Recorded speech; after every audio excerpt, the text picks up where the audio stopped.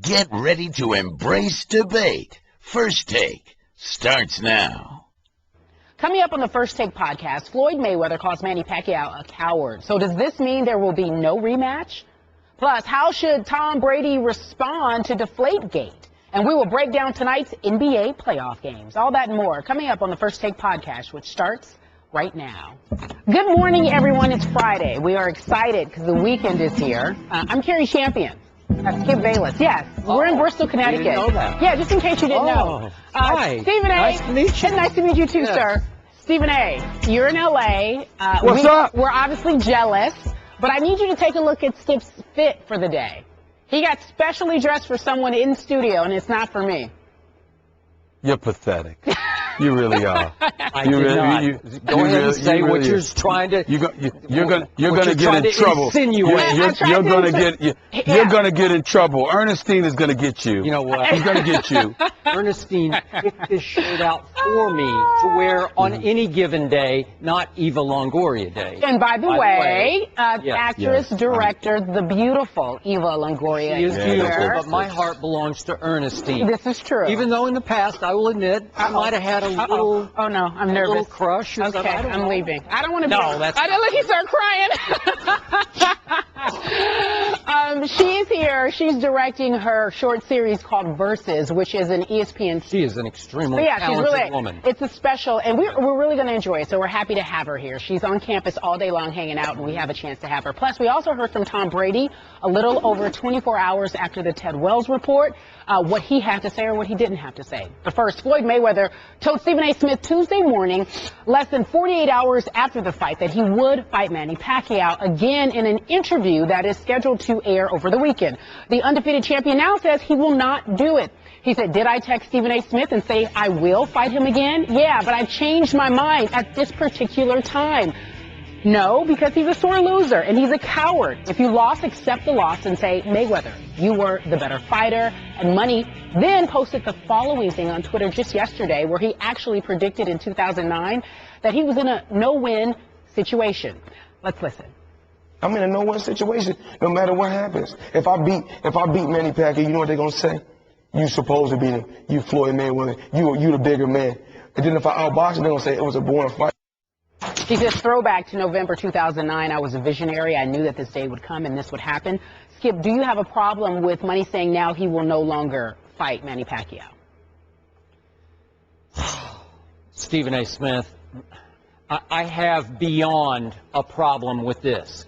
I have outrage over this, and I have zero respect for this, because you can call Manny Pacquiao a whole lot of things, be my guest, but the one thing you cannot call Manny Pacquiao is a coward. Now, you can argue back to me that maybe Floyd's already trying to hype a potential rematch, but I am not buying that. I don't think that's operating here right now. I think Floyd Mayweather Jr. is actually trying to salvage whatever credibility he has left from what did or did not happen last Saturday night. A coward doesn't go all 12 rounds, the scheduled 12 rounds of a fight, with a significant tear of his rotator cuff that was about to require major shoulder surgery that will keep Manny Pacquiao out for an entire year, up to an entire year. Stephen A. Smith, that took courage, and that took will, and that took guts. And Manny Pacquiao, instead of being applauded for that, at least by people in this country that I'm aware of, he got sued over it. Right now, Manny Pacquiao is the most unfairly vilified superstar athlete I can ever remember. And Floyd Mayweather Jr. is trying to jump on that bandwagon, if not drive it. He also called Pacquiao a sore loser. And I guess I can take that literally, because if you fought for 12 rounds with a torn rotator cuff, yeah, you'd probably be pretty sore when it was over. And I'm sure he was very sore. But the problem here is that Floyd Mayweather Jr. is trying to escape the truth the way he ducks and dodges and escapes like the escape artist that he is in the ring. He schooled, quote unquote, to borrow your word, a one-armed man. his win was a joke on Saturday night. I'm sorry. If you beat a one-armed man who landed more significant punches on you than you landed on the one-armed man, that's a joke. And the real truth here is that after Floyd Mayweather did text you on this last Tuesday morning that he would welcome a rematch, I think reality finally hit him hard. Hit him as hard as Pacquiao did with the left hand a few times on Saturday night. And the reality is that at age 39, a year from now, Floyd Mayweather Jr. knows he can't beat a healthy Manny Pacquiao. So I seriously doubt we will see a rematch because I think Floyd knows he couldn't win a rematch. Silly me, I for one thought he didn't win the first fight. There's no way I think he could win the second one. So he would not want to risk his chances, his undefeated record against the coward Manny Pacquiao. I find your opinion on this matter to be utterly ridiculous. First of all, let's understand something. Let's understand something here. He's a boxer. Let's not be literal and hold him to the finite definition of each word. Maybe a coward isn't the appropriate word. Maybe a sore loser applies. A bit spoiled applies. You know, a bit bitter applies. Maybe that's what it is. Maybe the word coward isn't applicable here. But that doesn't mean that we lose context of what Floyd Mayweather is trying to say and how right he is. The fact of the matter is this. He stepped into the ring. He beat Manny Pacquiao. 3 judges said he did it. Boxing writers the world over said he did it. Most of America, outside of Skip Bayless and Evander Holyfield, congratulations with that, says that he beat Manny Pacquiao, and that is that. There are also a lot of people who believe that he didn't hurt his rotator cuff before the fight like that. He hurt it when he was missing nearly 400 swings at Floyd Money Mayweather. That's number 2. Number 3, in the end, what it comes down to is this. Floyd Mayweather is absolutely right. He has absolutely nothing to gain. Because the fact is that if he won the decision and still here they come with this excuse, how about simply sitting there and going like this? I wasn't on my game. I really, really messed up. I got hurt during the fight, but the bottom line is I wasn't on my game. You know, I'd like another crack at this. I think I'd be better next time around. No, you're making a concerted effort, meaning Manny Pacquiao, to diminish everything that Floyd accomplished on Saturday. Bob Arum is joining in with you. We understand it from Bob Arum. He's a promoter. Manny Pacquiao should be ashamed of himself. He really, really should. You lost the fight. You lost the fight. And in the end, by losing the fight, you want a rematch, ask for a rematch and call it a day. I need to heal my shoulder. I want to come back. I think I can give it to you a second time around, especially since I've been in with you the first time around. I think I got you figured out. I'll be even healthier next time around. Boom. Instead, you're going around whining. You got the surgery that's going to leave you out for about 9 months or so. Everybody's making excuses for you, not recognizing and realizing you got schooled. I did not see a torn rotator cuff skip in that 4th round. I did not see a torn rotator cuff in that 6th round. To me, in my humble opinion, there is no way on earth that those 2 flurries that Manny Pacquiao had and the way he threw those punches at Floyd Mayweather, that was a torn rotator cuff in the 4th or the 6th round. I don't want to hear it. The bottom line is he lost. And for you to be sitting up here talking about how Floyd, you know, you're disgusted by Floyd or whatever, Floyd is the only person, I'm going to say it again. Floyd is the only person that didn't lie to anybody. Floyd told you exactly what he was going to do. He's not going to go in there trying to imitate Arturo Gatti and Mickey Ward. He's not going to try to be a modern-day Rocky. This is how he fights, and he's going to fight his fight. We decided that this was a mega fight because Manny Pacquiao sold the world on what he was and what he was going to bring to the table, and that was supposed to usurp the greatness of Money Mayweather. Okay. It did not happen. Okay. That is the bottom line. I got to get this straight. So now I think I'm hearing you say that sometime after the 6th round that Pacquiao was swinging and missing so often that by swinging and hitting only air, he tore his right rotator cuff during You know what? the rest of you know the what, fight. Skip? You know Is that what, you're Skip? saying? You keep messing with me, I'm going to take a long vacation. I've said this for 3 days. I've said it for 3 days. Just make 3 your point. days. Well, I have been saying to you. But I've you're been saying telling you for 3 days. But you said it That's couldn't what have I've been been torn saying. during the 4th and the 6th, so I'm going to have to think it happened between 7 and 12. I He swung said and to missed you. air. He hit air I said and to tore his you. right rotator cuff. I said to you And it that needs whenever surgery. I said to you that whenever he tore his rotator cuff, in my opinion, it was during the fight. It was not before the fight. Okay. Because there's no way he could have thrown the punches that he was throwing with a torn rotator cuff. That's what I said. Okay, so now, you can pick whatever round you want. Okay. I've been saying it for days. All right, so let's go back and look at the facts. Manny Pacquiao quit sparring. He had no more sparring sessions 2.5 weeks before the fight. And the Filipino media, which was covering it moment to moment, day after day, kept asking Freddie Roach, why is he not sparring? Oh, he's actually sparring at an undisclosed location. We just didn't want the media to watch. So Freddie Roach was lying? So Freddie Roach was lying? Yeah, he's lying about sparring because he said later he didn't spar for the last 2.5 weeks. So basically what you're saying is Freddie Roach was lying before the fight. Manny Pacquiao. Injury. Hold on. Yeah. Freddie Roach was lying before the fight to hide the injury. Right. Manny Pacquiao was lying before the fight to hide the injury. Bob Arum was lying before the fight to hide the injury. Absolutely. But now that the fight is over, oh, they're Gandhi. They're truth tellers now. Okay. But they were lying before. Okay, so but now they're telling the truth. Okay, so here's what happened. On fight night, Manny Pacquiao asked for an anti-inflammatory or pain-killing injection in his right shoulder. And because they failed to disclose it the day before at the weigh-in, the Nevada State Athletic Commission said, no, we don't play games that way. You have to disclose it. But guess what happened? Because he asked for it, they also had to disclose that he asked and was rejected the possibility of having the pain-killing injection, and they let Mayweather's camp know. So Mayweather was able to fight the fight knowing that Manny Pacquiao had a significant injury in his right shoulder.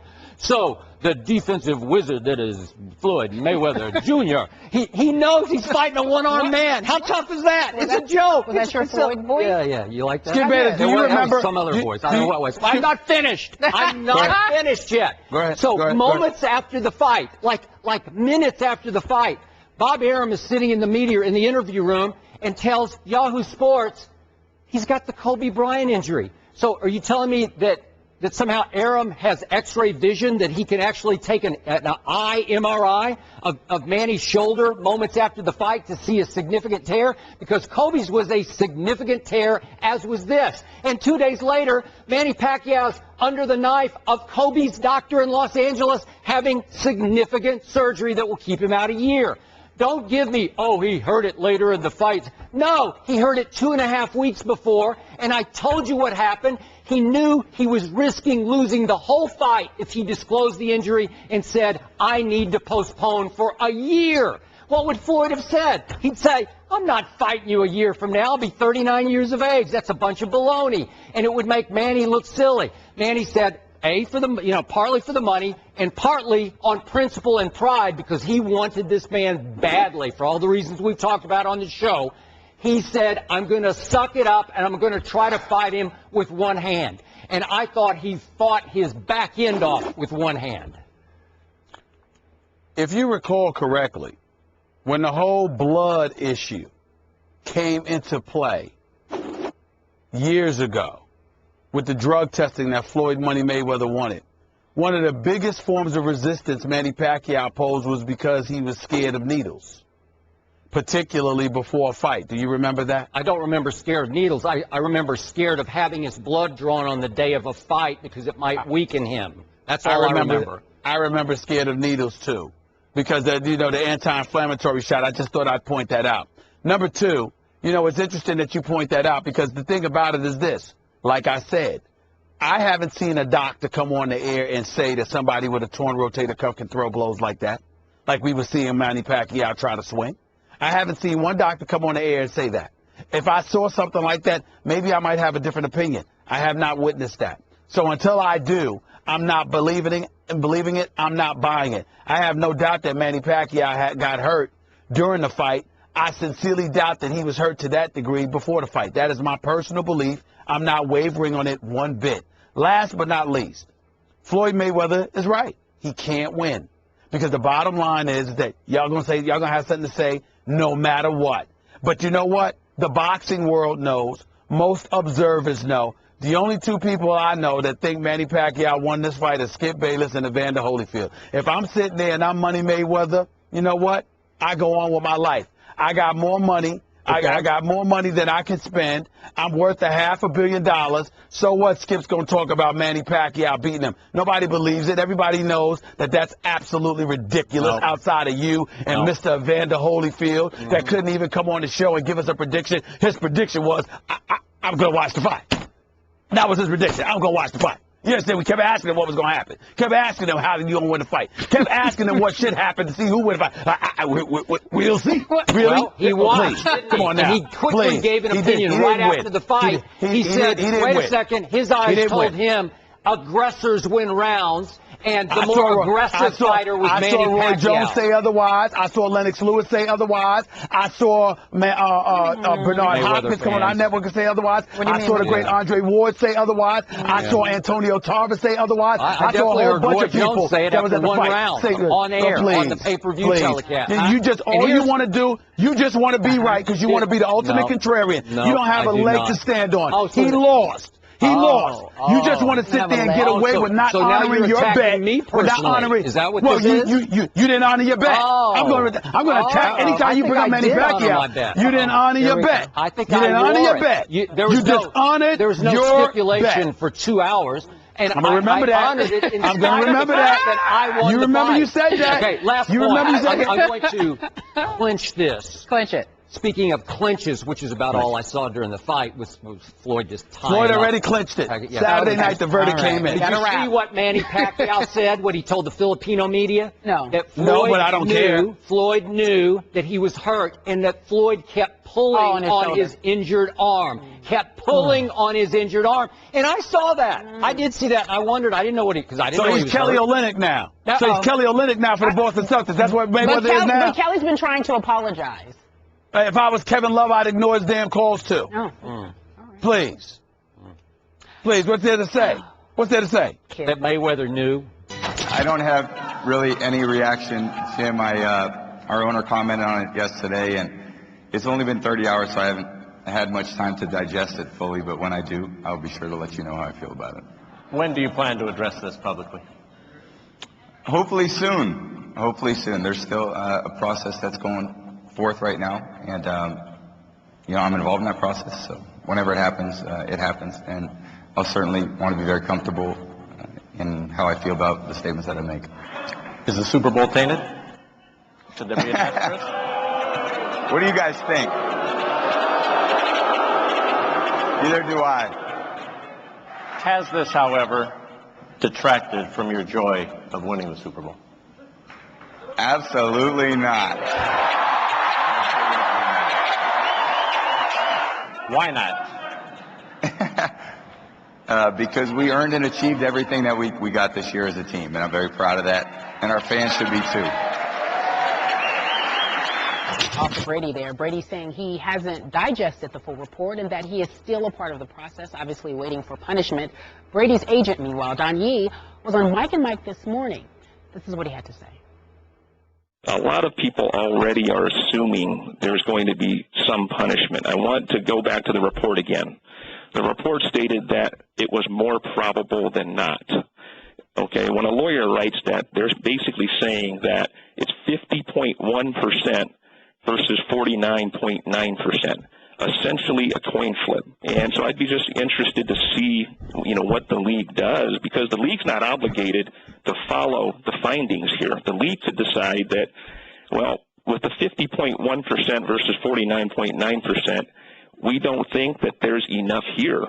After a 3.5-month investigation, millions of dollars spent, we just don't think that there's enough here for a maybe.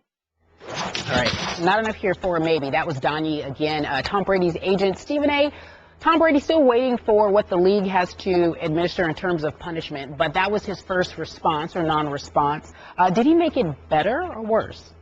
I think he made it worse, me personally. And Skip Bayless, look, man, we're on First Take. We debate about a multitude of issues. But I pride myself on being a human being that doesn't wish ill will upon anybody. You know, I might call it like I see it, but that doesn't make me happy about it. I wish everybody could get paid. I wish everybody could be successful. I wish everybody could be happy. I think the world is a better place that way. When I look at Tom Brady last night, I saw somebody who was evasive. I saw somebody who was leaning on the crowd for support. I really, and it's just me. There's no evidence that you can attach to it or anything like that. It's just a personal opinion of mine. You have just been accused of being a cheater. People like Skip Bayless go on the air and they bring up your 4 Super Bowl rings and question whether or not it would be tainted. Christopher Mad Dog Russo and others echoed those sentiments. Nationwide, there's a conversation as to just how legitimate you are. Skip Bayless, I had Shannon Sharp, your friend and mine, Hall of Fame tight end, that came on my radio show yesterday and said that if Tom Brady were being inducted into the Hall of Fame today, he would not show up because that man dishonored the game because it is clear that he cheated. And you're Tom Brady, and these are not isolated opinions. There's a growing level of momentum that is swelling before our very eyes. Your character as a man, as a professional, is integrity, so much so that your own father comes out and emphatically and vehemently comes to your support. And Tom Brady's smiling like ain't nothing going on. And on top of it all, he sits there and says, I haven't had time to digest it. It's only been 30 hours. I don't need 30 minutes to respond to somebody that says I cheated if I know I did it. I mean, it's preposterous. Now, I understand that I'm not him and he's not me. And if I'm Tom Brady, I wouldn't want to be me. I'd want to be him. I wouldn't want to be anybody. I'd want to be him because he is living a pretty damn good life. And I get that. But you know something? In the end, when all is said and done, we all know, Skip, what you have most is your name. What you have most is who you are and what you stand for. And for Tom Brady to be the closest thing to a paragon of virtue outside of Peyton Manning, to have the impeccable and near flawless reputation that he has had throughout his illustrious career, to sit there and to be so nonchalant and to come across as so dismissive when you have been called a cheater, it's mind-boggling to me, man. It really, really is. And I mean, I expected him to come out last night, serious face the whole bit, the crowd, yeah, you smile at them, acknowledge them, appreciate their support, but you sit down with Jim Gray, this ain't a game. Somebody accused me of cheating. That's a damn lie. I saw none of that. I was very disappointed, man. I just looked at him and I said, you know, where there's smoke, there's fire. I don't know if I believe anything about him right now, other than he can throw the football. I cannot disagree with the thing you just said. I must admit and agree you are correct in everything that you said so far. I'm going to repeat what I said at the end of the show yesterday. I am still open to hearing Tom Brady fight back in public and try to refute this Wells report point by point, especially its conclusion, as vague as its conclusion might have been. Allow me a couple of minutes, Stephen A., to say that I spoke to 3 people last night who were close to Tom Brady, and all 3 said that he keeps telling them he is completely innocent and that those ball boys, as they called them, did nothing wrong. Now, is Tom Brady just being delusional about that in private? Maybe, because obviously, as we talked about yesterday, the circumstantial evidence in the Wells report is awfully convincing. And it was hard for me as a Brady supporter and a fan to sit here yesterday and say, hey, sounds like they got him. The text messages and all the circumstantial involvement in the video of the the attendant in the referee's locker room taking the balls into the bathroom for 100 seconds before the game. I mean, it just doesn't smell right. Tom Brady does not look good. So, Stephen A., real quick point before I get to my conclusion. I did talk to our friend Jay Feely, a close friend of Tom Brady's, longtime NFL kicker. And I need to, for Jay's sake and Tom's sake, I want to make one point in favor of Tom Brady here.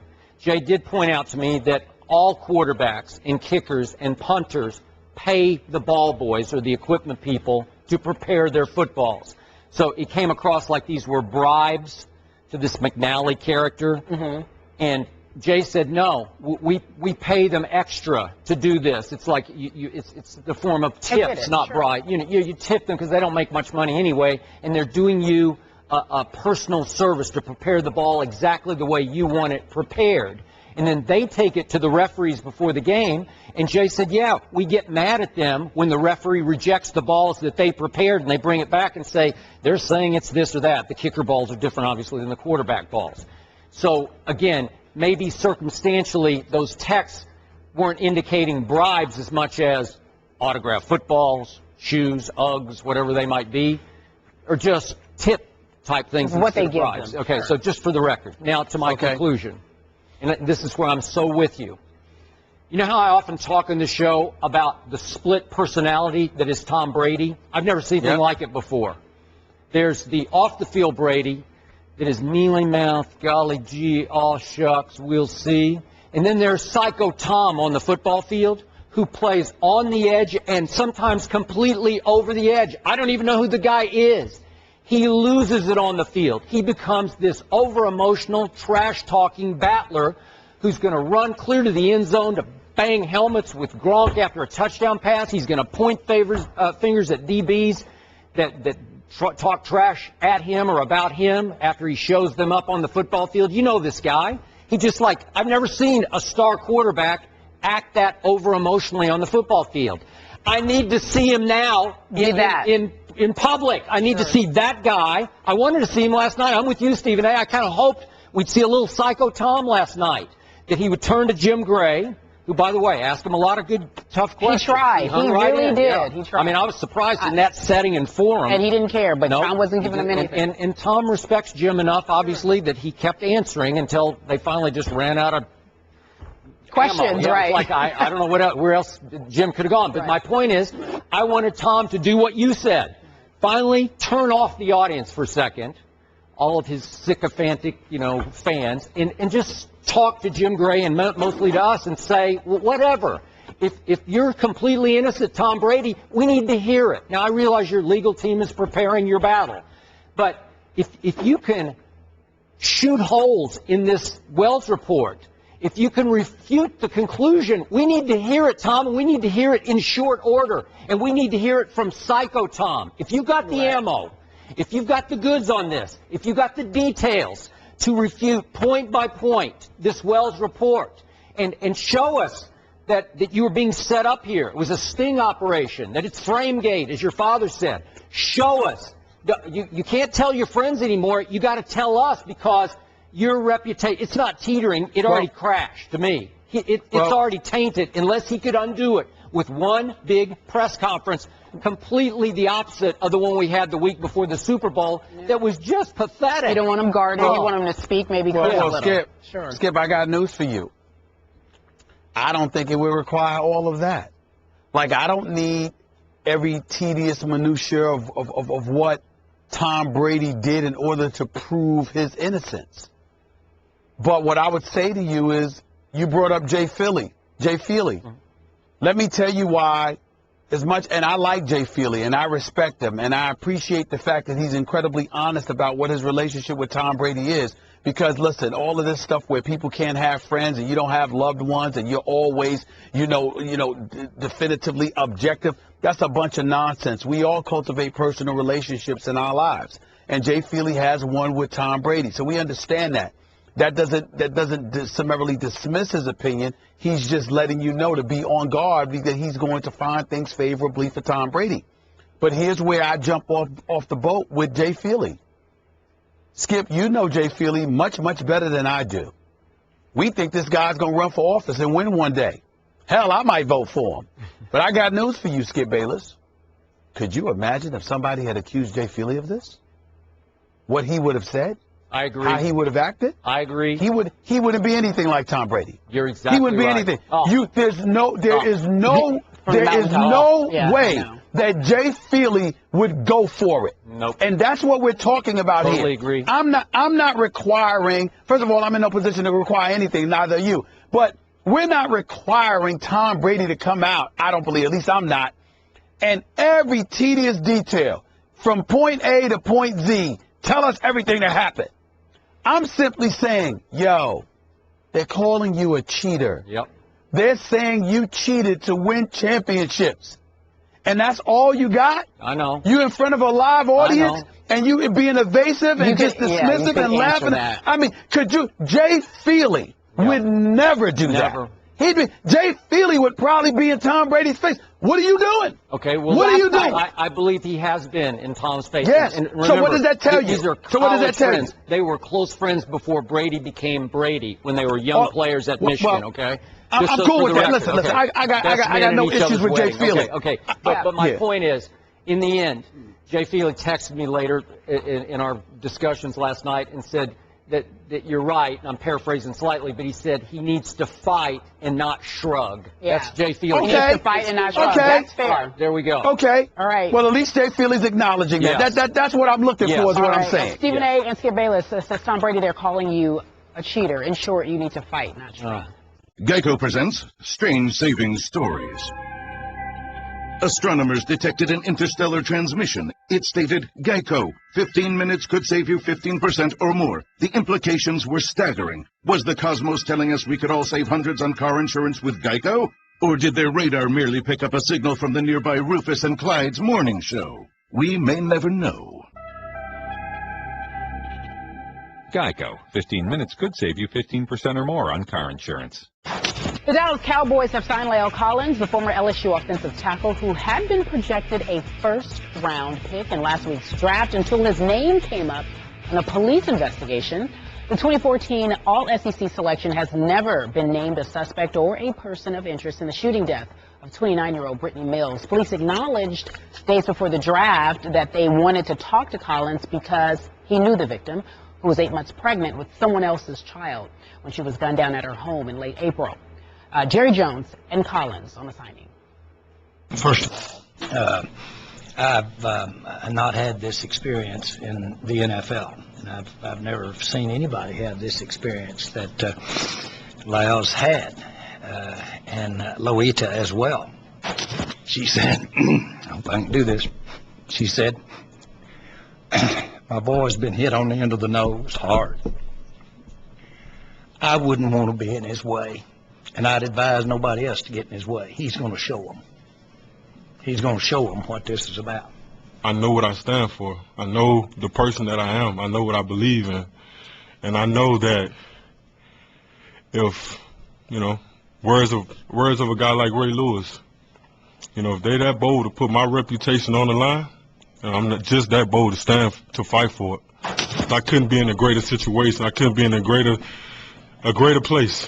And, I just want to thank Mr. Jones, his family, this organization, and everybody that's standing behind me, because I guarantee you this.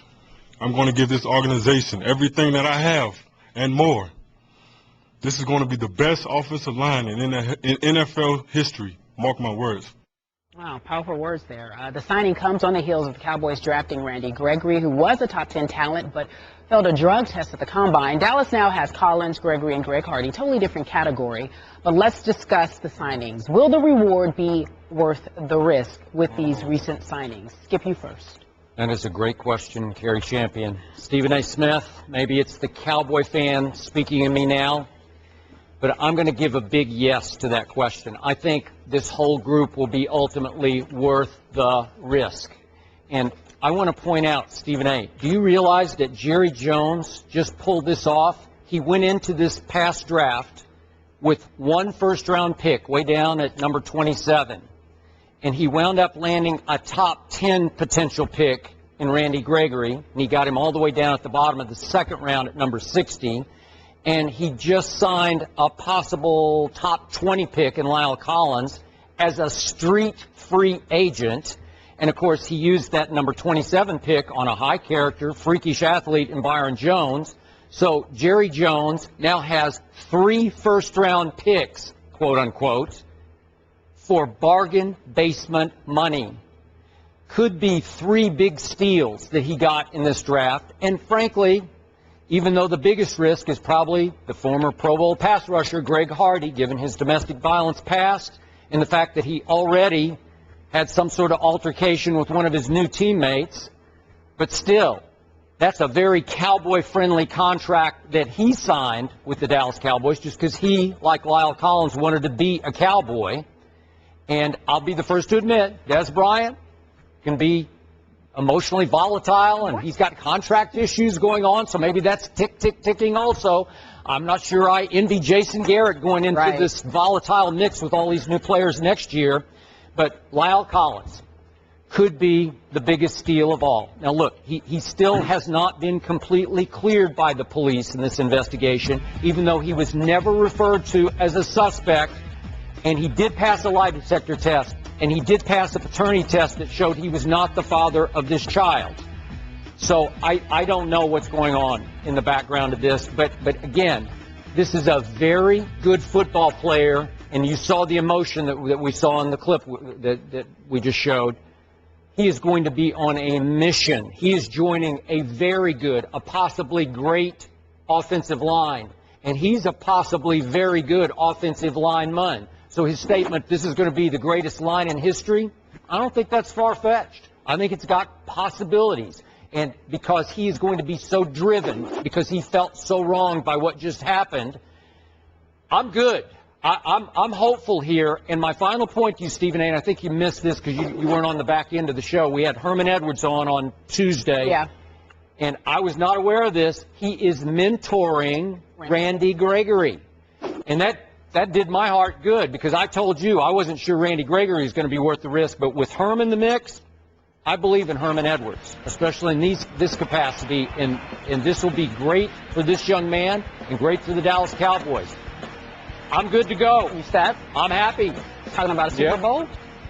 It's going to help. All right. Yeah.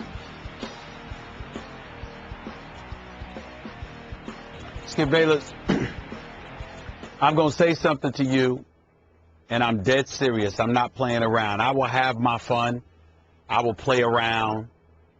But in all seriousness, I will not ridicule the Dallas Cowboys anymore. I'm dead serious about that. My whole mentality has changed on a different level to see Jerry Jones like that. And here's why. Let's consider what transpired here.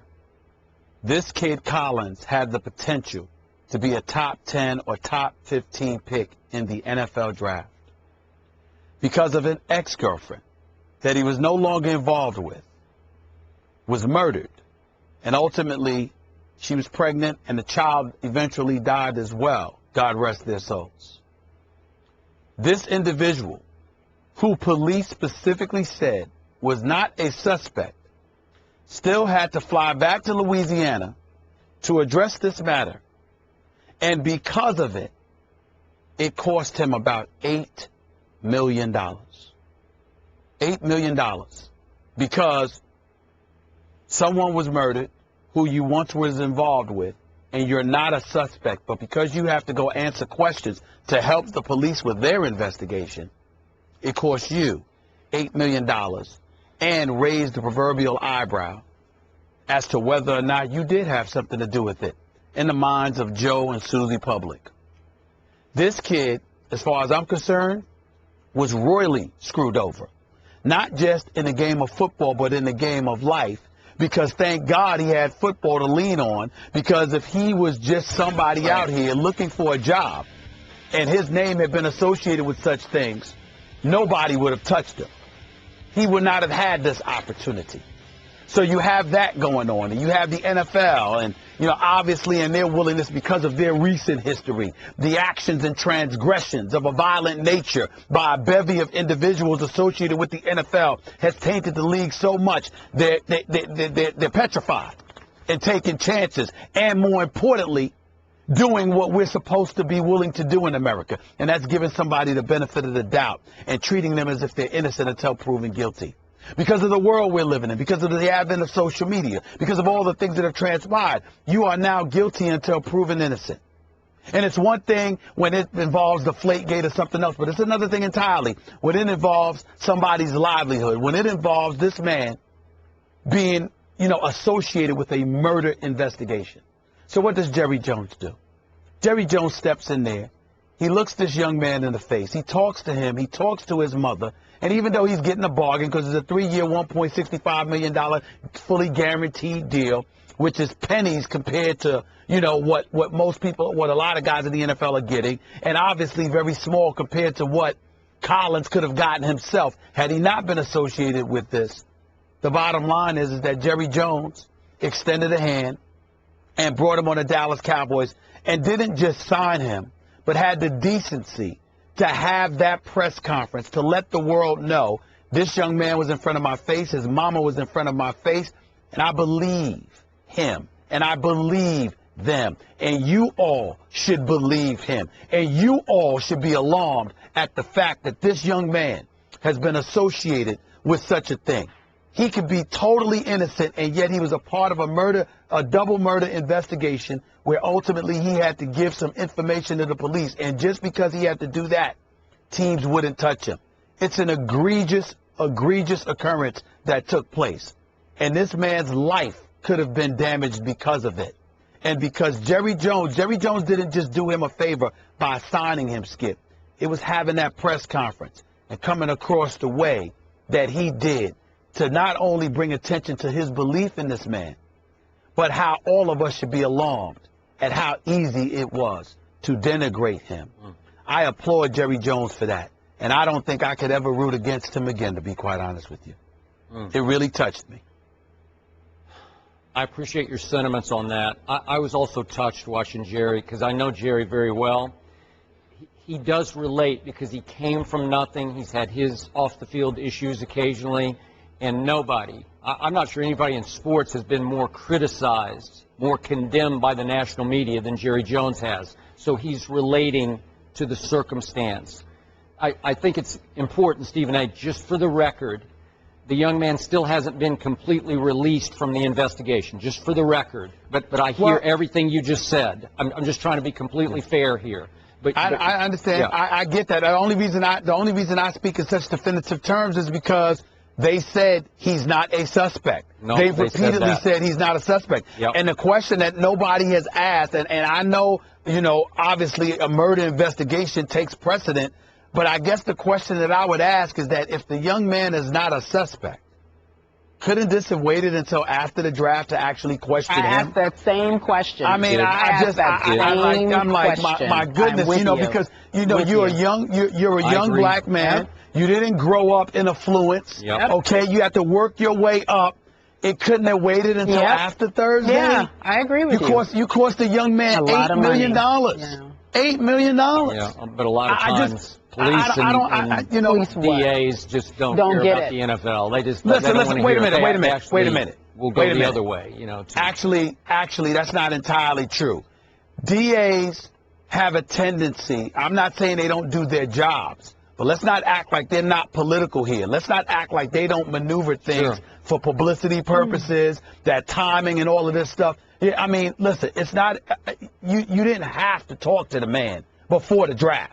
This man had to fly there. What was it, the Monday or the Tuesday before the draft? Yep. It couldn't have been Friday or Saturday? You're right. Come on, man. I agree. Come on, man. You make a very solid point. Come on. Okay, back to just the football context. Sure.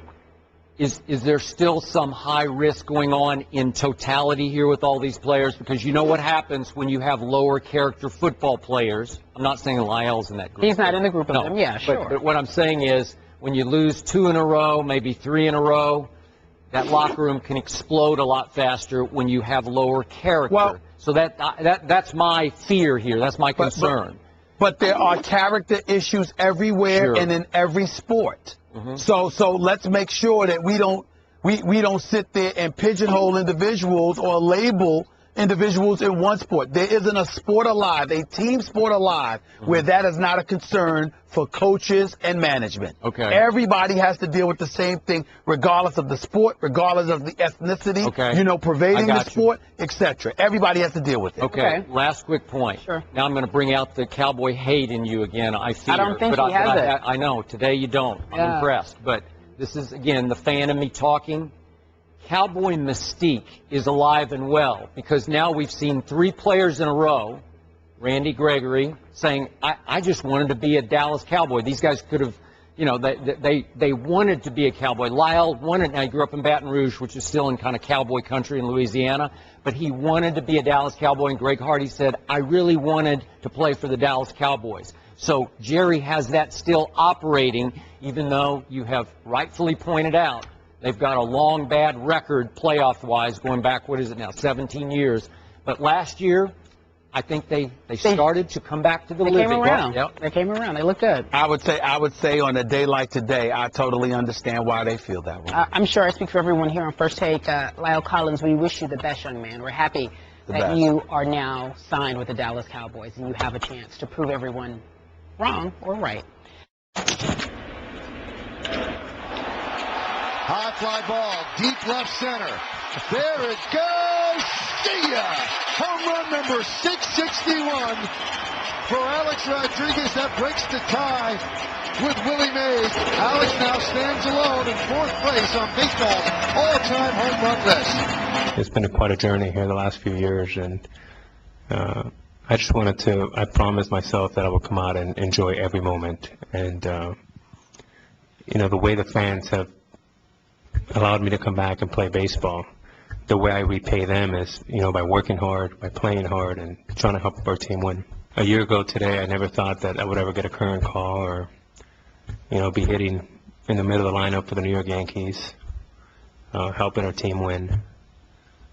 Or when I started playing baseball at the Boys and Girls Club in Miami when I was 9 years old.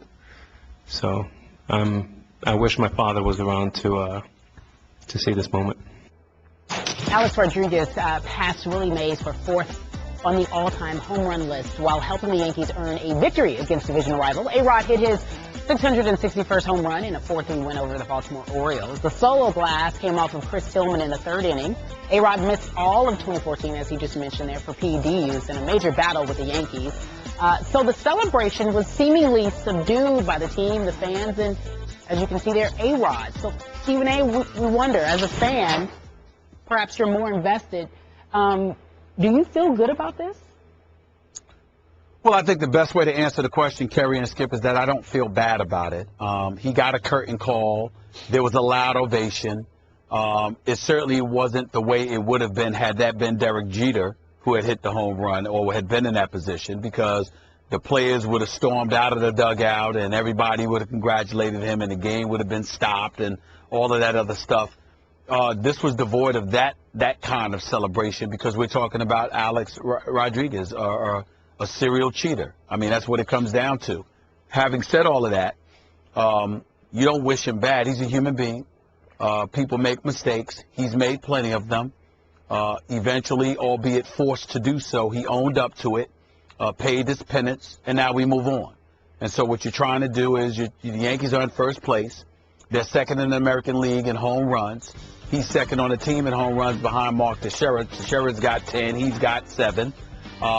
He's only batting about .245, which is what the expectation was for him to do this year. You just look at it and you just say, you find yourself as a Yankee fan, okay, we're winning baseball games. He's making a contribution. We're happy about that.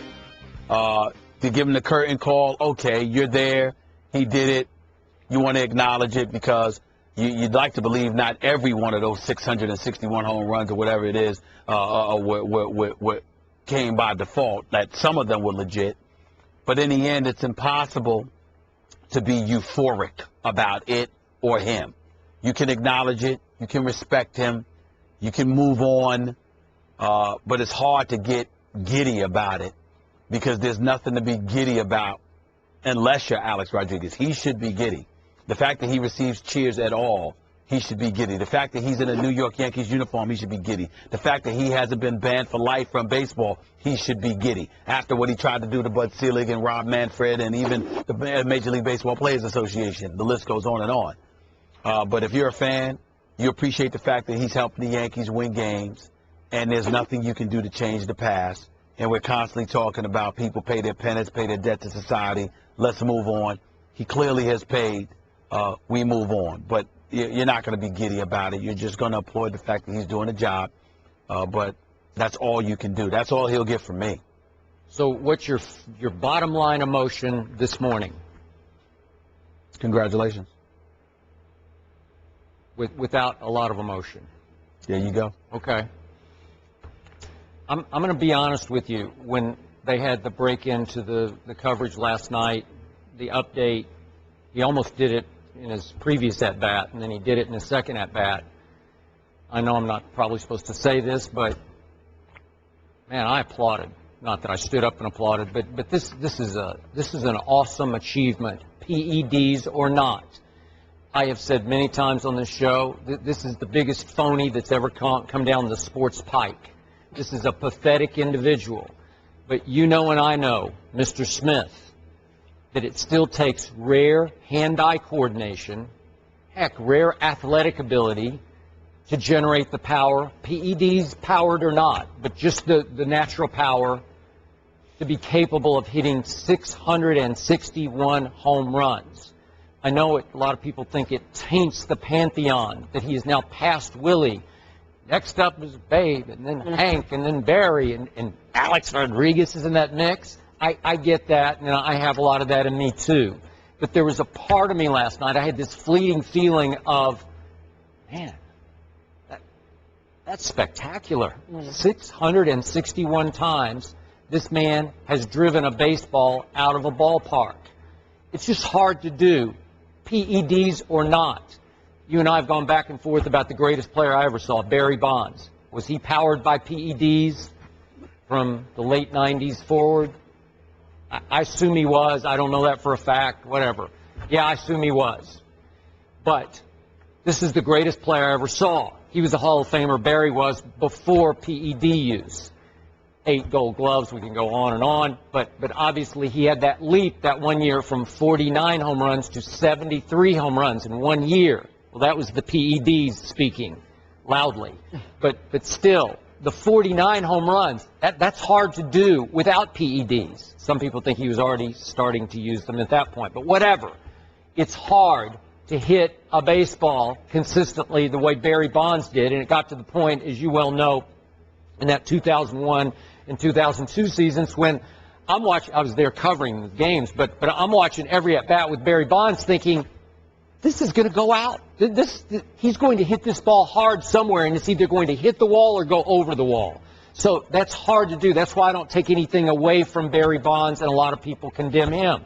But Alex Rodriguez, I want to just say congratulations to you to put bat on baseball enough times to go 661. Yeah, but you're talking, Skip, as if the feelings that I have are because he used PEDs. I've been on the record saying the thing that ticked me off about his PED use is why the hell did you stop in September? How come you didn't continue into those October? That's your Yankee you know what I'm saying? I mean, I'm a Yankee fan. Mm-hmm. If you're gonna cheat all the way. Yep. That's not my not my issue with Alex Rodriguez. No more than it was my issue with Ryan Braun. My issue was their willingness to hurt other people to perpetuate their lives. That is my problem with them. There seemed to be no depth to which they would stoop in order to protect themselves. And this is after. If you're Ryan Braun and you got busted, Skip, you were going to get suspended. But after the suspension, you still have more than $100 million coming. If you were Alex Rodriguez, you were going to get suspended. But after you got suspended, you're in the midst of a $275 million contract. You still were going to come back and get most of it. These guys were not going to go broke. Now, if you got all your money at stake, that makes sense to me. But when you're making as much money as they're making, and you know that the money is still going to be there after the suspension is up, to go to those lengths, to hurt other people who don't have the luxury of being in that kind of position, to me is what makes them bad. That's it. It's not the PED use. I'm not, listen, you got some people that don't care. They like, look, I didn't mind the steroids era as well at all. We love seeing those home runs get smacked at the park. I'm not going to go that far, but that's not the issue with me. It's their behavior with the cover-up. It's not the PED use. Okay. So deep down, you wish he hadn't passed Willie Mays last night. Deep down, I don't care. Okay. I just don't care. I feel like everyone had his sentiment. It was like, blah, congratulations. Go, Sebastian, go. The director of said short film is here with us. She's an actress, she's a producer, and if you've been following her career, you may remember her from Young and the Restless. The world met you as a desperate housewife. You're so gorgeous. Thank you so much for joining us. Eva Longoria joining the desk. Stephen A.Smith is in Los Angeles. Hi, in this Stephen. virtual box, sad and waving because he wishes he could be here. I know. I cannot believe that I had to be gone when you were in the studio. I am miserable today. Long time. It's good to see you. Good to see you too. Well, Stephen A., that's what you get for trying to travel the world. You don't get to see her. Well, Vision I've of seen loveliness. it several times. Yes, I know this. I know Well, this. we all know, well, I know that you have been a Spurs fan all your life, a Cowboys fan all your life. We'll get to the sports, but first, tell us about this short. Tell us about Go Sebastian Go. Well, yeah, it actually all came up because I was a huge fan of the 30 for 30s that ESPN does, and they approached me to see if I wanted to do to direct one, and I said I'd love to. I'd love to do a series where the sport bumps up against something off the field or off the court, such as racism, sexism, discrimination. And I felt like we always see these documentaries about an athlete overcoming an injury or an athlete or a team, the underdog team beating the big opponent. But what if that obstacle was a moral obstacle? And so that's what the series is called, Versus. And the first film of the series is Sebastian de la Cruz. That's once ESPN greenlit the whole thing, I said the first one I want to do is Sebastian de la Cruz. Because I remember it, being a Spurs fan and then being a Mexican American, it kind of touched home. And I remember when it happened, it was sport-centric, and the way the Spurs and Pop and the San Antonio community kind of rallied around this kid who was the target of amazing vitriol. Why was he the target? Can you give us a little bit about that? Well, because he sang the national anthem in a mariachi outfit, and Twitter immediately blew up that why is that Mexican singing our national anthem, and hashtag go home, and he didn't understand what was happening. It's amazing because if you live in San Antonio, you know the diverse makeup of our audience, of our fan base, of the city. And so it was amazing to see how the Spurs rallied around him and said to the rest of America, no. And then they brought him back for Game 4. Right, and so that was Game 3 of the 2013 NBA Finals. We actually were there. We were traveling during that time. Yeah. I'm going to ask Stephen A. Stephen A., question for Eva? Yes, because what I'm wondering about, Eva, is that, I understand the thought process behind the particular piece on Sebastian, but overall, you being in Hollywood, accomplishing the great things that you've accomplished in your career, what inspired you to have this kind of vision where you wanted to do these kind of stories? Well, I think it's important to show other sides of sports. Like I said, it's not about the wins and losses on the field or on the court. It's about the wins in life and the wins that actually change the path for others. There's so many things happening in sports today, whether it's Michael Sam, whether it's Serena Williams and Indian Wells, whether it's this Sebastian de la Cruz. There's so many stories to be told that people can learn lessons from. That it's not, if I work hard, not everybody can go on the court. I can't go play NBA basketball, but I can play in the game of life, and those are the stories we're telling. So give us some insight into the Spurs on the court. What's your gut feeling right now on whether Tim Duncan or Manu will retire, or do you want to see them try it again for another year? I hope they stay around forever. I wish they would stay the big three. I call them the big four because Pop is part of that. Right.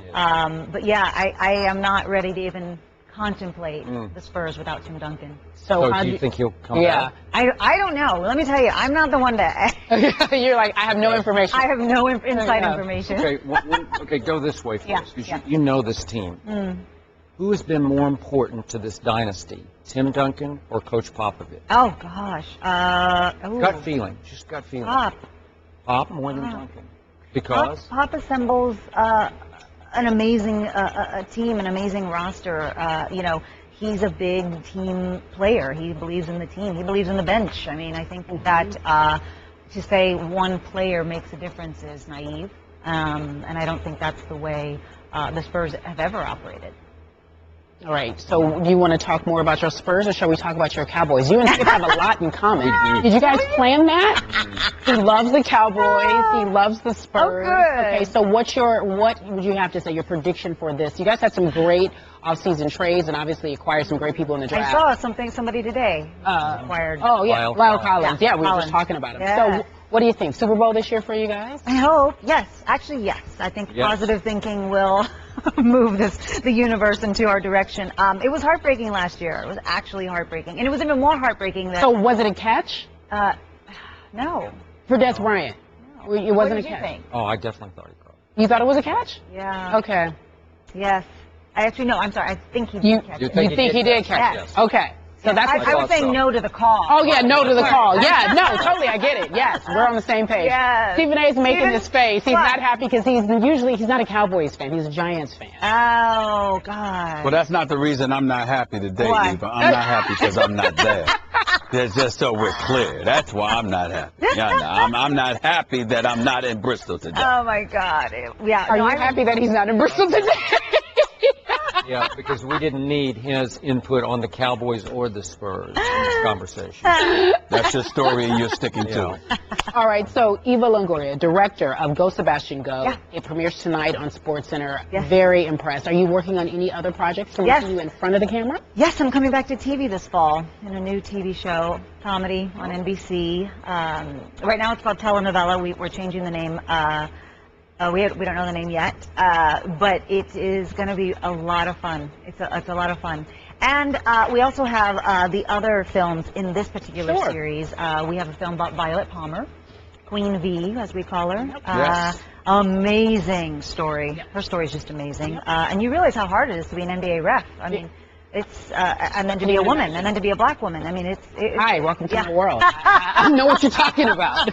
Okay. Yeah, so then we have Surya Bonelli, the French Olympic ice skater who did the backflip on ice and got disqualified. And people call her today, if you look back, they call her Serena Williams on ice because she was athletic and built, and she felt like because she was black and not the ice princess, the ice skating community kind of shunned her at that time. And then we have a Jim Plunkett, Tom Flores story as well. So we have a lot of really interesting stories coming up. Very impressive. Very impressive. Thank you so much for joining us. I hope you enjoy your time on campus. Yes. You want to give us a Go Spurs Go? Go Sebastian Go. Okay, that's what we'll do then. We'll leave it there with that. Everyone, Eva Longoria, check out her film tonight on SportsCenter. ESPN Radio, bringing you directly to the biggest events in sports. Center field, well hit, Hunter back, out of here! From opening day of baseball, Throw to the plate, safe at the plate! right through the World Series. For the third time in 5 seasons, the San Francisco Giants are the champions of the baseball world. Whether it's LeBron, Chris Paul, or Kevin Durant, when the NBA tips off, ESPN Radio is right there when a champion is crowned. We have a new world champion. The San Antonio Spurs are the world champions. And when the magic of bowl season arrives, ESPN Radio is your home for the new college football playoff. The college football playoff first national champion, the Ohio State Buckeyes. The biggest events in sports can be found right here on ESPN Radio. On Tuesday morning, Mayweather told Stephen A.Smith he would give Manny a rematch after he recovered from shoulder surgery. However, days later, in an interview that has yet to air, he told Jim Gray he's changed his mind because Manny has too many excuses. He says Manny should accept the loss like a man instead of talking about a bum shoulder.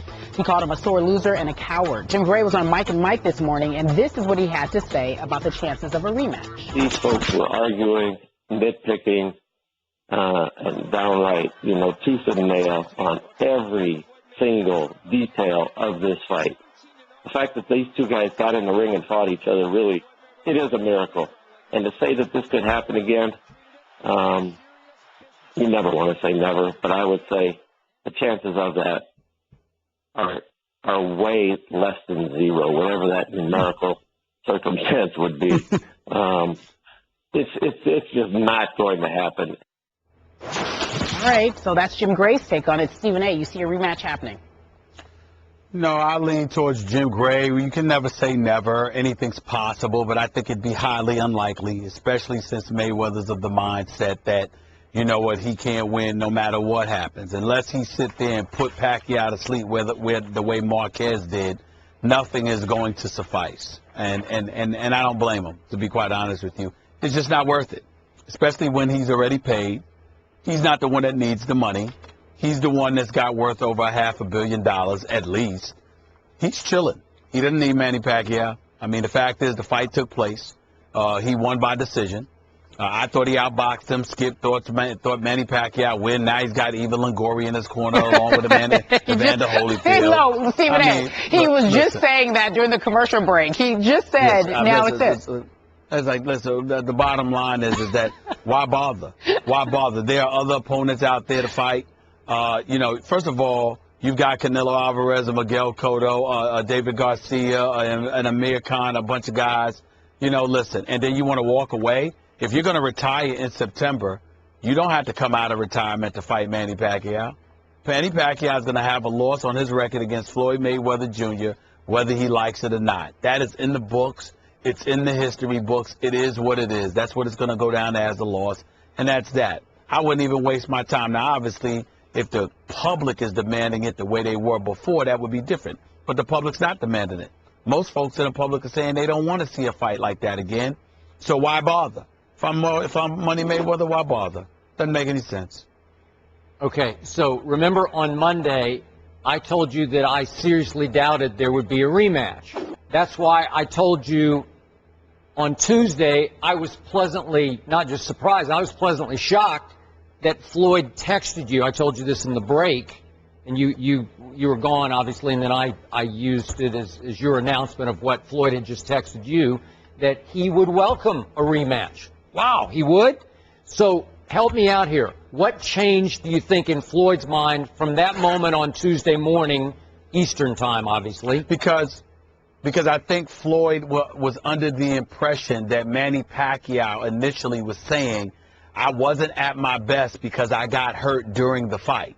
It was in the aftermath of all of it. When Floyd and I spoke Sunday morning, he said excuses, no excuses. But that's all he was saying because he was simply of the mindset that he thought Manny Pacquiao was saying, I got hurt during the fight, that's why I wasn't at my best.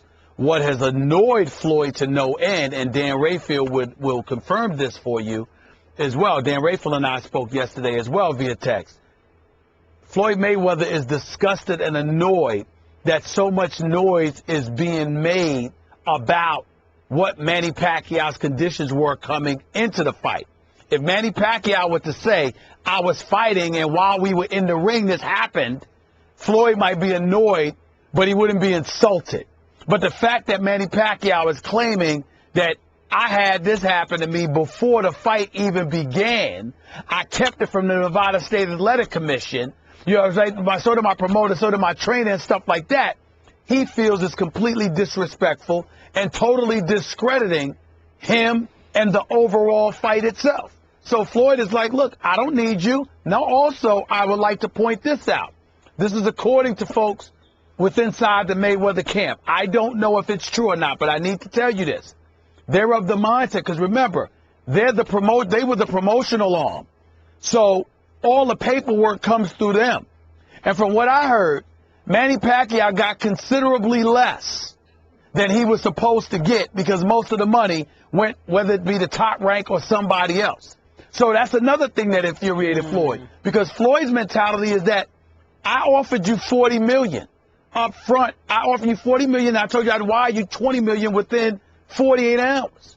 And you turned that down because you kept bloviating about how this was supposed to be a mega fight and you deserved your large share. And I was giving you more money than you ever got before. And then you make this deal, and then you end up getting even less than I offered you? Oh, Floyd's ticked on a multitude of levels. They're not going to elaborate about this publicly, at least not yet. But that's the kind of stuff that I've been hearing. So all of this stuff has contributed to really irritating Floyd, because Floyd is like, I might be arrogant, I might floss, I might have this money, but I respect the profession of boxing, what boxers have to go through. I'm making my money. I tried to facilitate you making yours. And not only did you give me lip, but then you didn't end up capitalizing off the money that we worked so hard to ensure that you get. And then afterwards, you're gonna come out after the fight and claim that you were hurt coming into the fight, totally discrediting me in every way. Why should I waste my time with you when you're the one that needs the money, not me? That's his attitude, Skip. I'm lost here. I think we have a little revisionist history going on, because all this came out that he was hurt before the fight on Sunday going into Monday, and you got the text on Tuesday morning. No, but I told you we spoke Sunday morning, too. Before I went on SportsCenter, Floyd called me. Before I went on the air with Hannah Storm, Sunday morning, I walked off the SportsCenter set with Hannah Storm and Bernard Hopkins because Floyd asked me to call him. And Floyd told me that Sunday morning, excuses, everybody's got one, but he lost, but he can come get it again so long as Top Rank is willing to put up the money this time instead of us. That's when Floyd first made that statement. Okay. Then Tuesday morning, when he saw you and I going back and forth, he texted me what I told you he texted me.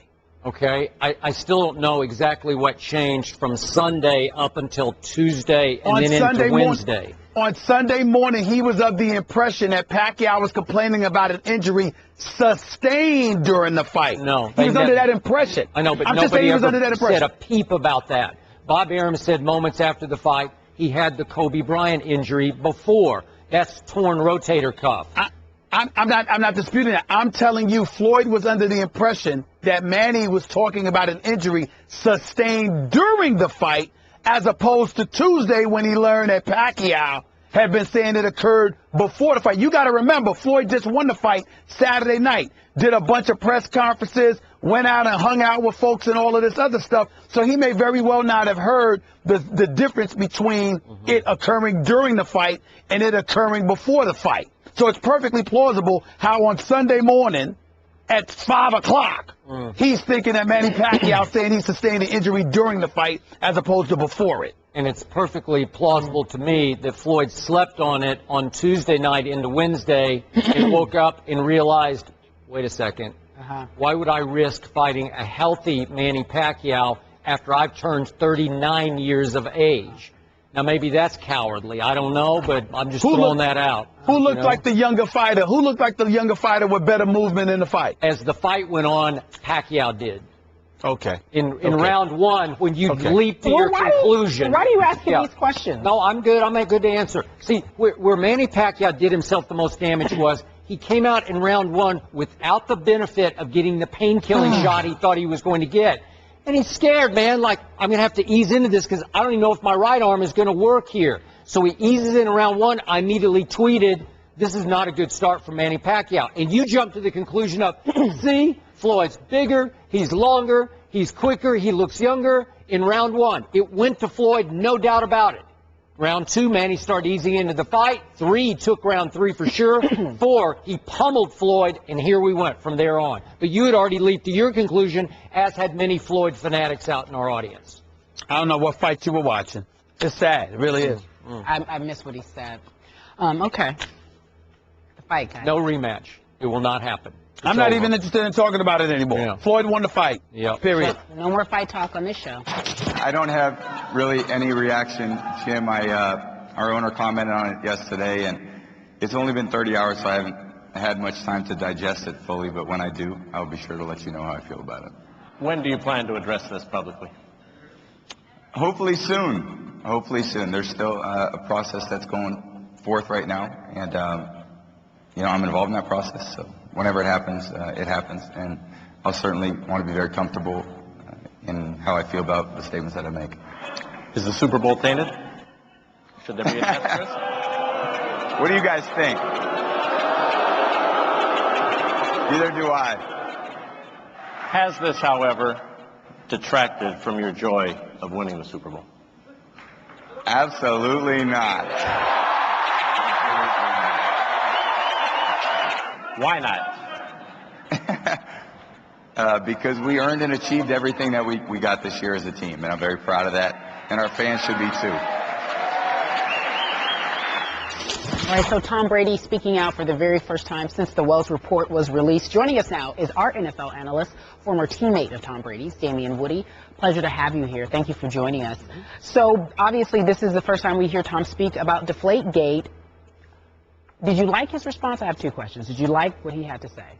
I don't think anyone liked what he had to say, but I thought it was the right thing to do at the time. And, for him, why put yourself in a precarious position? You're there to do an event that was already planned months ahead of time. Obviously, the news dropped. You don't want to say anything that could come back to haunt you. So he took the safe route. I'm pretty sure Tom Brady has, plenty of representatives that want to advise him how to come in on certain situations. I'm pretty sure that was in play last night. So moving forward, how would you like to see him respond? Well, I mean, listen, I think everyone would like for him to be more forthcoming with the type of responses, the type of questions that are being asked about the investigation. I don't know necessarily if that's going to be the case, but I just, this whole investigation, everything that's happened, I just have it's a tough pill to swallow. It really is. It's a tough pill to swallow. To think that, people are saying two rogue, equipment managers that went out there and just on their own decided to deflate balls. I mean, come on, who's buying that? Who's buying that? I mean, what's the upside for the equipment guys to go out there and do something like that? To me, it makes absolutely no sense for guys to just go out there and do something like that on their own. Do I think this crime or whatever you want to classify it as is severe? No. Listen, if the Patriots played the Colts 10 times, they would probably beat them 7 out of 8 times in that scenario because they were the better team.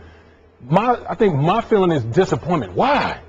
Why do something like that when you're Tom Brady? Your legacy is already set in stone. Why did you feel like you would have to do something like that in order to gain a competitive advantage? Listen, we're all competitive. I was a former player. You're always looking to press the line, to press the envelope, to see what type of advantage that you can get over your opponents. And if you're the Patriots, you're the preeminent organization in North America, in my opinion. So I'm pretty sure they've been doing this a lot. It's hard to stay on top. It is, especially in the free agency era in the National Football League. You're going to have to press the envelope in a lot of different situations. But in this particular situation, there's a lot of questions that need to be answered. And right now it seems like everyone is hiding behind, issue statements. So you're saying that if Tom Brady, or if and when he does respond, he won't be capable of defending himself because you think they pretty much have him in the Wells report? Well, listen, I think when you look at the Wells report, I think there's wiggle room on both sides. There's nothing, it's a lot of stuff that you can have wiggle room on. I hear a lot of people talking about there's nothing conclusive, there's no smoking gun. Well, there's a lot of cases in criminal or civil court that's circumstantial. And I think right now in the court of public opinion, he's taking a beating. I mean, we need something. I think people need some type of answer or some type of explanation or something. There's only so many statements that you can hide behind from your agent or whatever your representatives are. People need to hear from you. All right, Stephen A. Damian Woody said people need to hear from Tom Brady, much like you said earlier in the show. Your take again? Well, listen, Damian Woody is absolutely right, and it's similar to what I echoed at the beginning of the show. I'm incredibly disturbed at how dismissive Tom Brady is, how evasive he appears. You have been accused as being a cheater. Your own father had to come out and emphatically and vehemently come to your defense. I have no doubt his wonderful, beautiful, successful wife, Giselle, would do the same thing. But Tom Brady is sitting back, smiling and laughing like it's no big deal. And being, I think, relatively evasive. I remember when they asked him during that press conference weeks ago, Skip, that you and I both thought was a joke. Yep. They said, is Tom Brady a cheater? He said, I don't believe so. I don't believe so. You don't believe so? I mean, what the hell is that?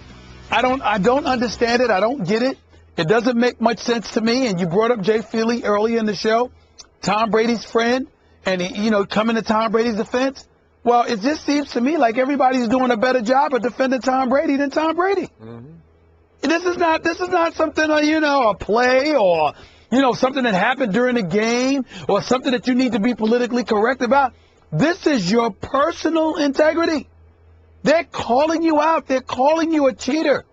Shannon Sharpe came on my radio show yesterday, Damian Woody, and said if Tom Brady were inducted into the Hall of Fame today, he would not show up and shake his hand.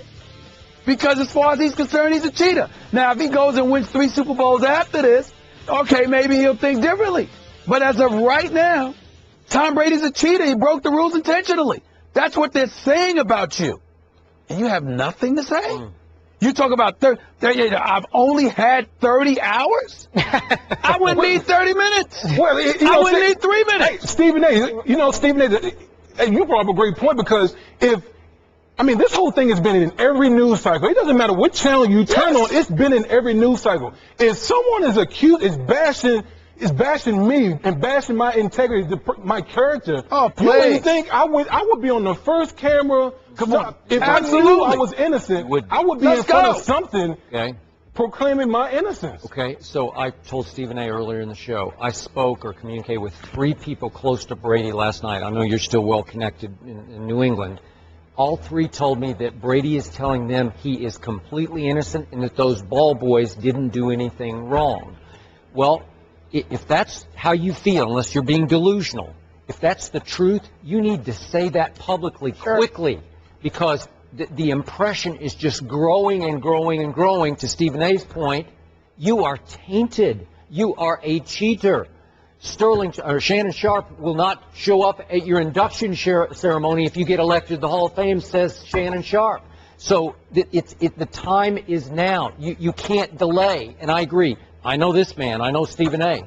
I know you well enough. I know Jay Feely well enough. It's one of the people I spoke to last night. They're all, hey, yes, we would climb the highest mountain to proclaim our innocence publicly. That's what we all want to see and hear from Tom Brady, if he's capable of that. Again, he's not privately saying, yeah, they got me, I've got to say these things. But he's saying privately, I'm innocent. We need to hear it publicly. And Skip, I just want to make this one quick point. I still have the utmost respect for Tom Brady because I've seen his work ethic. I've seen his competitiveness. I know what the guy is capable of. He's the ultimate champion. I just need him. I just need you to come forward. I need you to say something, because the longer you stay quiet, the worse it looks for you as a person. Yeah. 2 pivotal Game 3s as mentioned. First up, Cavs-Bulls series at 8 Eastern. Series tied, a game apiece. NBA history says when a best-of-7 series is tied at 1-all, the Game 3 winner goes on to win 76% of the time. Stephen A., what do you expect from tonight's game?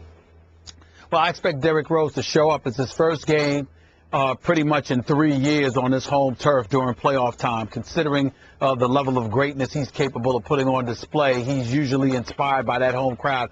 I expect a big game for him, particularly coming off a 6-for-20 shooting performance in Game 2. The Bulls have no shot at winning this series if Derrick Rose doesn't show up and play like a star. We understand he isn't what he used to be yet. We're all obviously hopeful that he'll get back to what he was health-wise, because it's not about his game, it's about his health. But he needs to be aggressive, he needs to be in attack mode, and he needs to play far more efficiently than he did in Game 2. Being in front of his home crowd, I can see the Bulls going up 2-1 tonight, handling their business in Game 3. I could see these teams, however, splitting Games 3 and 4. Not really certain who's going to win which game, but I think the series will come back to Cleveland for a Game 5 tie 2-2 at the end of this weekend. And I say tonight, if LeBron James again wears his headband, the Cavaliers will win this game. Iman Shumpert is obviously a question mark, but J.R. Smith returns. And the other night in Game 2, LeBron James figured out how to attack Jimmy Butler. I think that will continue tonight. I think LeBron will own this game again tonight, and I say Cavaliers win Game 3 at Chicago. All right, to the West, Clippers-Rockets. Obviously, that series is tied at a game apiece. But here's the big question. Will CP3 play? Is his hamstring good to go after missing games 1 and 2. Status is still up in the air, Stephen A. So what do you expect from Game 3 tonight? I expect the Clippers to feed off their home crowd, and I expect their effort to be similar to what it was against San Antonio in Game 1 of the first round, where the crowd was just ablaze. They were buzzing big time. I expect them to feed off the energy of their crowd. And I expect Blake Griffin obviously continue to look like the star he's been looking like. I expect Chris Paul to play tonight as well. I think the Clippers win this game. You know, this is a tough one for me, Stephen A., because I don't know if Chris Paul, if he does play, will he be 30% or 50% or 90% of CP3? I just don't know. Well, if he's not above 50% healthy, I might have to go with the visiting team in this game. I'm picking the Clippers to win tonight's game, whether he plays or not. Really? Okay. Well, then whether he plays tonight's game. Well, then J.J. Redick's going to have to start making threes again, and Jamal Crawford's going to have to start making threes again, because when they go cold, the Clippers go south. So with if CP3 is like 50% or tries to play 20 minutes, they could have a problem tonight. But if he can play, I think you'll see Dwight Howard hacked a little bit more in tonight's game. Well, that'll be fun to watch. Yeah, what about DeAndre Jordan? What are we expecting? Well, DeAndre Jordan's going to miss free throws. He's going to make a few. He's going to have a few dunks. I think he's going to have a big game in terms of rebounding and his defensive prowess. DeAndre Jordan is big time. He's just awful from the free throw line. That's all. Thanks for listening to the podcast. You can catch First Take Monday through Friday, 10 a.m. Eastern, 7 Pacific on ESPN2.